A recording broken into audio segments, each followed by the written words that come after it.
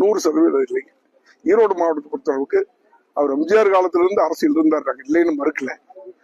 அம்மா புரட்சி தலைவி அம்மா காலத்தில் அவருடைய செயல்பாடு சரியில்லாத அம்மா அவர் ஒதுக்கி வைக்கப்பட்டவர், கழகத்திலிருந்து ஒதுக்கி வைக்கப்பட்டவர்.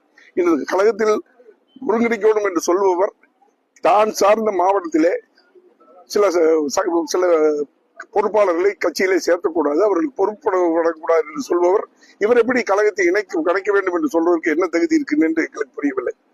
எல்லாத்தையும் அரவணைக்க சொல்லணும்னு சொன்ன வார்த்தை உண்மையானதா இருந்தால் அவர் ஈரோடு மாவட்டத்தில் இவரால் யாருக்கும் பதவி கொடுக்கக்கூடாது, இவரை கேட்டுத்தான் செயல்படுவோம் என்ற நிலைப்பாடு. அதுவும் கழகத்துடைய அனைத்து தொண்டர்களையும் அரவணைத்து சென்றிருந்தால் நாங்கள் எல்லாம் அதை வரவேற்றிருப்போம்.